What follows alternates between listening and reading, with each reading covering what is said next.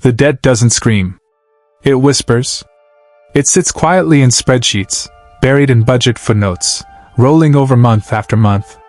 And yet, it shapes more political decisions than elections ever will.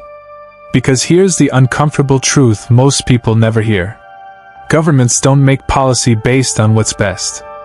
They make policy based on what they can still afford to delay. And debt is the timer. Right now, across the world, public debt is higher than it has ever been in peacetime. Not just high. Structurally high. Locked in. Compounding.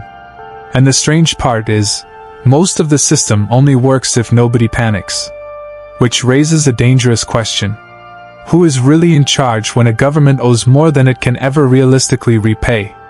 To understand why this matters right now, you have to forget the way debt is usually explained. Forget household analogies. Forget the idea that governments borrow like families. This story isn't about thrift. It's about leverage and quiet constraints. Because debt doesn't just cost money. It costs freedom. And once you see how, it's impossible to unsee. Let's start with something simple. When a government wants to do something, build infrastructure, fund healthcare, go to war, cut taxes, it has three basic options. Raise taxes. Cut spending somewhere else. Or borrow. Raising taxes is politically painful. Voters notice immediately. Cutting spending creates enemies fast. Borrowing, on the other hand, feels invisible. No new taxes today. No programs cancelled tonight. Just a bond auction.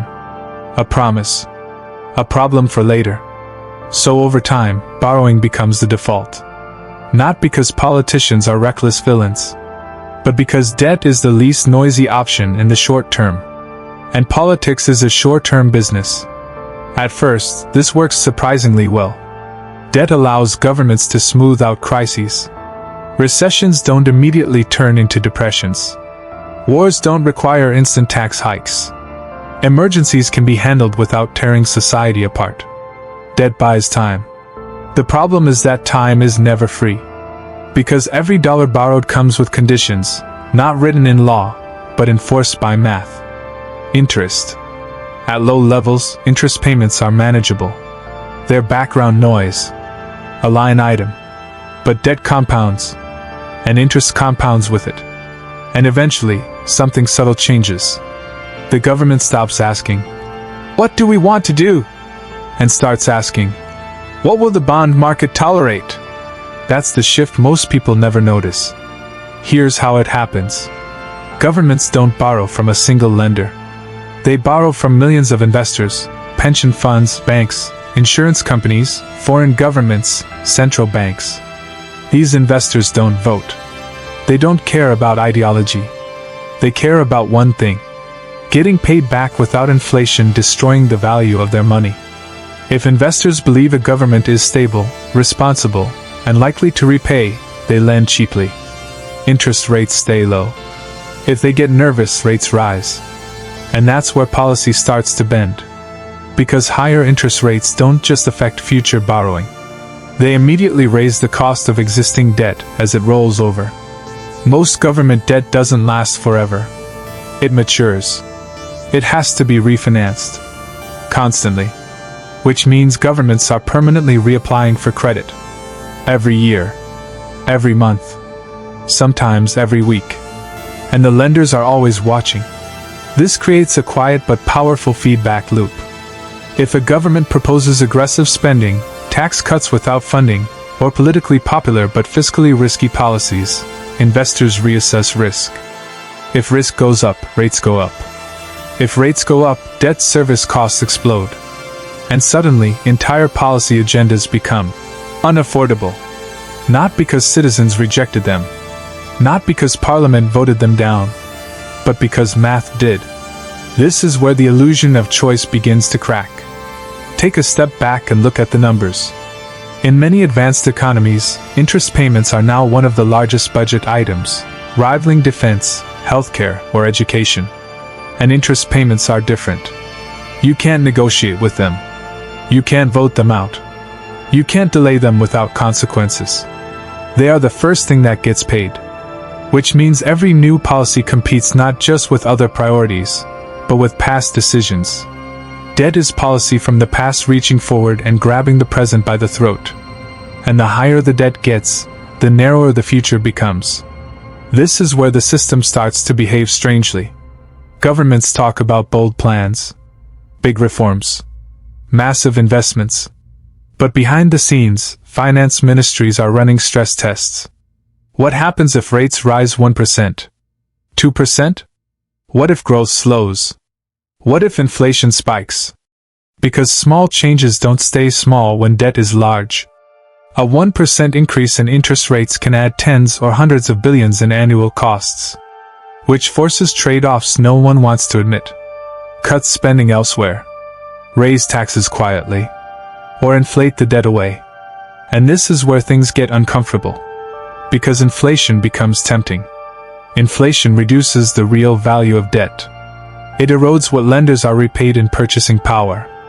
For heavily indebted governments, this feels like relief. But inflation is a tax that no one votes on. And it hits unevenly. Savers lose. Workers fall behind. Asset owners often benefit. So policy starts drifting. Not openly. Not announced. But subtly. Loose monetary policy lasts longer than promised. Fiscal discipline becomes flexible. Emergency measures become permanent. All justified as temporary necessities. Meanwhile, debt keeps growing. And eventually, even inflation isn't enough. This is when markets start demanding credibility. Austerity. Spending freezes. Structural reforms. Not because they're popular, but because lenders need reassurance.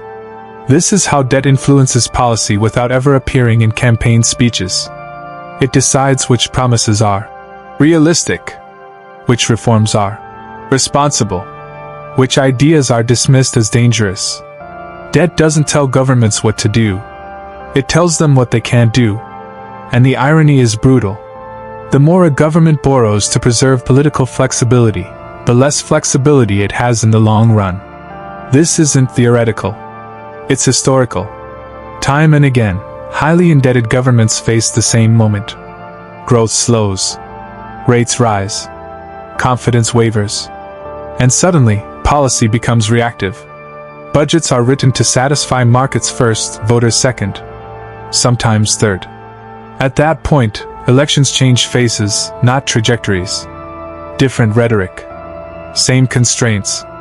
This is why debt crises feel sudden but aren't. They're the result of years of quiet accumulation. A system that worked until it didn't. And here's the part almost no one likes to talk about. Debt changes incentives before it becomes a crisis. When debt is high, governments prefer policies that produce short-term growth, even if they create long-term fragility. Asset bubbles feel safer than recessions. Cheap credit feels better than restructuring. Delay beats discipline. And because the pain is always future pain, it's politically rational. Until the future arrives. Now zoom out. This isn't just about budgets or interest rates. It's about sovereignty. When debt is manageable, policy reflects domestic priorities. When debt is extreme, policy reflects external constraints. Markets, credit rating agencies, foreign creditors, central banks. Decision-making shifts. Not officially, not constitutionally, but practically. This is why countries with similar political systems can have wildly different policy freedom. It's not ideology. It's balance sheets. And the scariest part? There's no clean exit. You can't pay down massive debt quickly without causing economic damage. You can't inflate it away without social consequences. You can't default without detonating trust. So governments walk a narrow path. Borrow just enough. Grow fast enough. Hope nothing breaks. Which works, until it doesn't. And here's the quiet absurdity. The entire system depends on confidence.